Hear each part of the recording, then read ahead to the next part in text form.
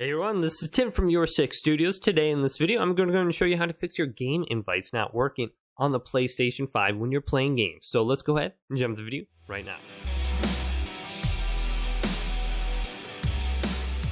So one of the reasons why your game invites may not be coming through is because you changed your privacy settings along the way. Maybe you just got a PlayStation 5 and you set up an account and you set it to solo focus. So if we go to settings right here, select this. Let's go to users and account. Now under here, let's go down to privacy. And then when this loads, let's go to the right. And we can go to adjust privacy settings by choosing a profile. Now go ahead and set this to social and open or team player. If you set it to solo focused, you won't be receiving invites. So if we go up to view and customize your privacy settings, we could also do this. And then scroll on down under here to your activities. And then go to where it says who can interact with you through parties, games, and messages. Now, if you want anyone to go ahead and send you a game invite, set this to anyone or friends only. Now, if you set it to friends only, someone who's not your friend won't be able to send you a game invite. So make sure you realize that. Now, let's back out of here. Now, there may be some kind of other issues going on with your notifications. So if we press the PlayStation button, then go to notifications right here and select this. Make sure you don't have Do Not Disturb on.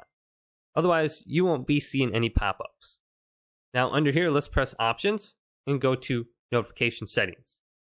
And then make sure you have Allow Pop-ups turned on. Awesome, we do. And then go down to Game Invites.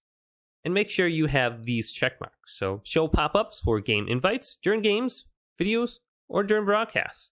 You can check mark which one you want to go ahead and turn on. Now, if that doesn't work, another thing that we could do is go up to settings once again, go to users and accounts, and let's go to our account and completely log out and then log back in. Now let's go to users and accounts and then go to other, and then sign out of PlayStation Network, and then sign back in. Now you will need your PlayStation email address and password to go ahead and do this. Otherwise, go ahead and try pressing the PlayStation button, then going to your profile, and then log out of here, and then log back into your PlayStation, and just see if that fixes the problem. So hopefully this video did indeed help you guys out. Go and leave a big thumbs up, and subscribe to my channel down below for more tech up videos coming up next on YourSixGaming.